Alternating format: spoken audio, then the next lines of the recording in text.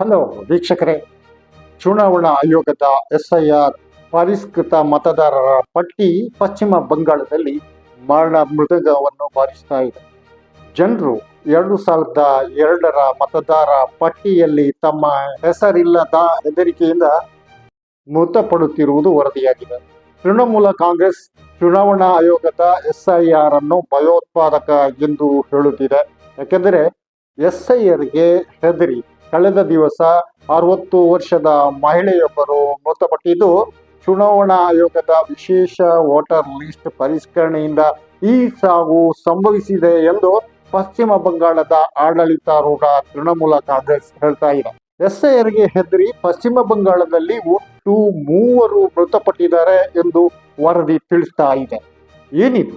ಕೋಲ್ಕತ್ತಾ ಸಮೀಪದ ಹೂಗ್ಲಿ ಡಾಂಗುನಿಯ 20ನೇ ವಾರ್ಡಿನಲ್ಲಿ ತನ್ನ ಪುತ್ರಿಯೊಂದಿಗೆ ವಾಸಿಸುತ್ತಿದ್ದ ಮಹಿಳೆಯೊಬ್ಬರು ಆದಿತ್ಯವಾರ ರಾತ್ರಿ ಅಂಗಡಿಯಿಂದ ಮನೆಗೆ ಮರಳುತ್ತಿದ್ದ ವೇಳೆ ರಸ್ತೆಯಲ್ಲಿಯೇ ಕುಸಿದು ಬಿದ್ದಿದ್ದು, ಸ್ಥಳೀಯರು ಅವರನ್ನು ಕೂಡಲೇ ಹತ್ತಿರದ ಆಸ್ಪತ್ರೆಗೆ ಕರೆದುಕೊಂಡು ಹೋದ್ರು. ಬದುಕಿ ಉಳಿಯಲಿಲ್ಲ. ಬಿಹಾರದಲ್ಲಿ SIR ಜಾರಿ ಮಾಡಿ ಲಕ್ಷಾಂತರ ಜನರು ವೋಟಿನ ಹಕ್ಕಿನಿಂದ ವಂಚಿತರಾಗಿದ್ದು, ಇವರಿಗೆಲ್ಲ ಹೆದರಿಕೆಯನ್ನು ಸೃಷ್ಟಿಸಿದ ಬಹುಶಃ ಇದನ್ನೇ ತೃಣಮೂಲ ಕಾಂಗ್ರೆಸ್ ಭಯೋತ್ಪಾದನೆ ಎಂದು ಕರೆಯುತ್ತಿದೆಯಾ ಗೊತ್ತಿಲ್ಲ. ಏನಿದ್ರೂ ಖಂಡಿತ ಇದು ಒಂದರ್ಥದಲ್ಲಿ ಜನರೊಳಗೆ ಚುನಾವಣಾ ಆಯೋಗದ ಮೂಲಕ ಹೆದರಿಕೆ ಸೃಷ್ಟಿಸುವ ಪ್ರಕ್ರಿಯೆಯಂತೆ ಆಗಿದೆ.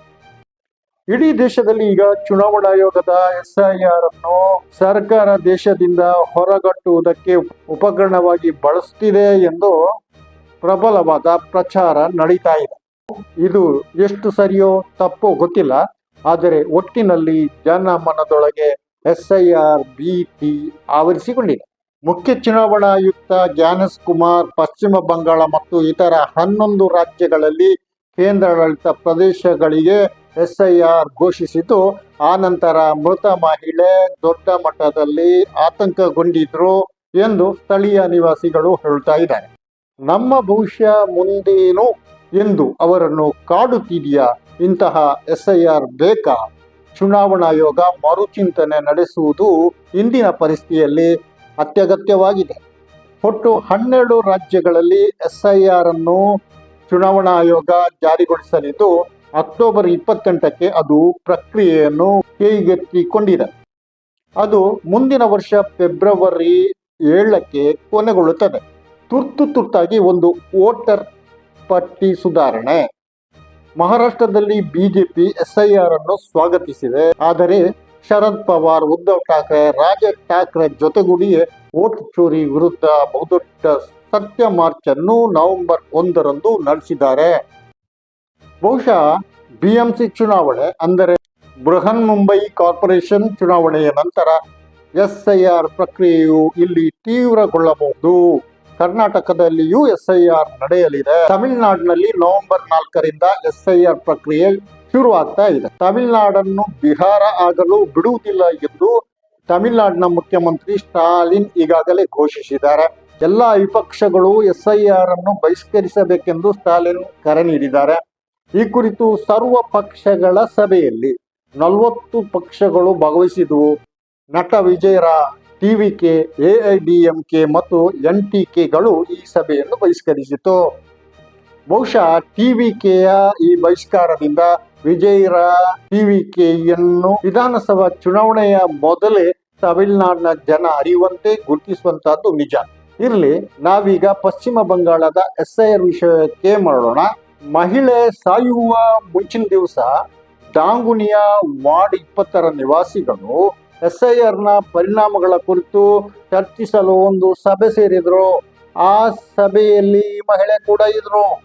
SIR ಘೋಷಣೆಯಾಗುವ ಒಂದು ದಿನ ಮೊದಲು 24 ಪರಗಣದ ಪಾನಿಹಟ್ನಲ್ಲಿ 57 ವರ್ಷದ ಪ್ರದೀಪ್ ಕುಮಾರ್ ಎಂಬವರು ಜೀವ ತೆಗೆದುಕೊಂಡಿದ್ರು.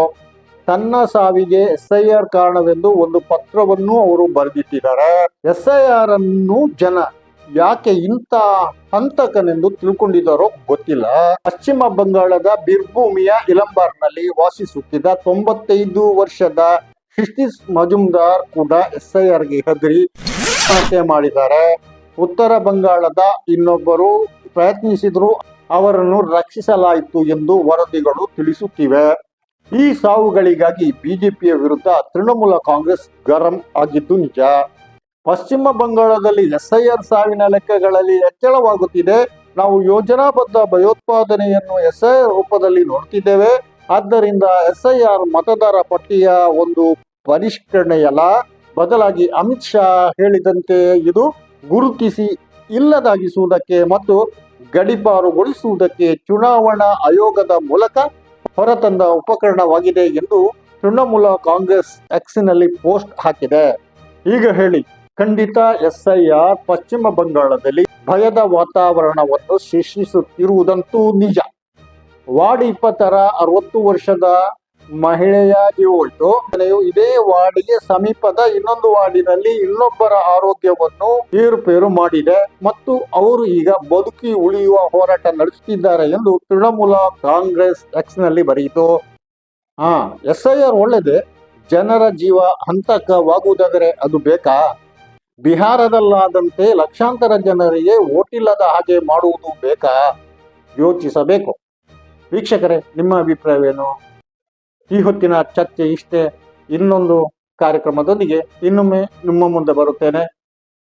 ಸಬ್ಸ್ಕ್ರೈಬ್ ಆಗಿ, ಶೇರ್ ಮಾಡಿ, ಕಮೆಂಟ್ ಮಾಡಿ, ನಿಮ್ಮ ಅಭಿಪ್ರಾಯ ತಿಳಿಸಿ. ನಾನು ಅರಫ ಮಂಜಿ. ಜೈ ಹಿಂದ್.